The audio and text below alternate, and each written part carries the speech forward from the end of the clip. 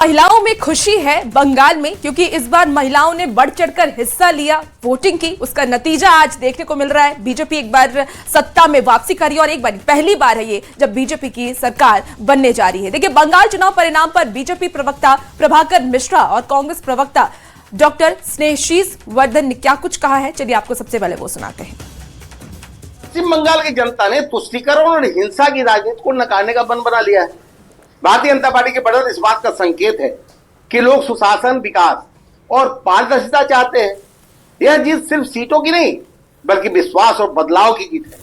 प्रधानमंत्री नरेंद्र मोदी जी के नेतृत्व में देश जिस दिशा में आगे बढ़ रहा है, उसी पर बंगाल भी भरोसा जता रहा है। अब बंगाल में कटमनी और सिंडिकेट राज का अंत तय है और विकास की नई शुरुआत होने जा रही है। भारतीय जनता पार्टी ने फिर से एक बार स्पष्ट कर दिया कि चुनाव आयोग के आड़ में वो किस तरीके से देश की जनता को चूना लगा रही है और किस तरीके से जनमत को प्रभावित कर रही है। लगातार अपने कुकृत्यों से और कुत्सित प्रयासों से एक षड्यंत्र रच के तमाम विपक्षी सरकारों को नेस्तनाबूद करने की कवायद में भारतीय जनता पार्टी लगी रहती है और उसी का परिणाम है। तो एक तरफ हार के लिए अपने विश्लेषण से ज्यादा तंत्र पर आरोप लगाया जा रहा है और यही वजह है कि कांग्रेस आज इस परिस्थिति में देश में नजर आती है।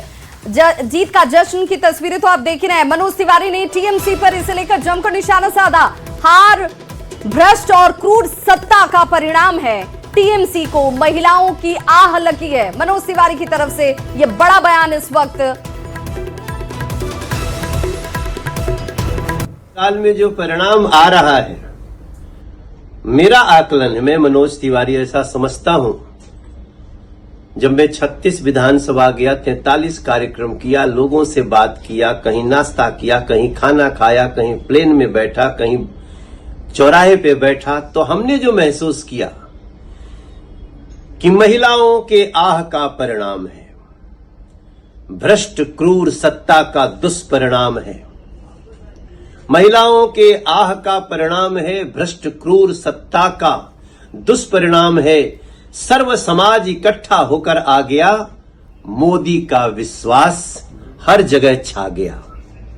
सर्व समाज इकट्ठा होकर आ गया, मोदी का विश्वास हर जगह छा गया। वोट डालने की जो आजादी मिली। तो इस वक्त आप सुन रहे थे मनोज तिवारी को, जिस तरीके से उन्होंने प्रधानमंत्री नरेंद्र मोदी की, अमित शाह की तारीफ की है। और जब वो रैली भी कर रहे थे तो उन्होंने कहा था कि 4 तारीख का इंतजार कीजिए, बीजेपी इस बार पश्चिम बंगाल में सरकार बनाने जा रही है। हमारी नजर इन 5 राज्यों के चुनाव के नतीजे पर लगातार रहेगी, लेकिन इस वक्त देखते हैं इस वक्त की हेडलाइंस।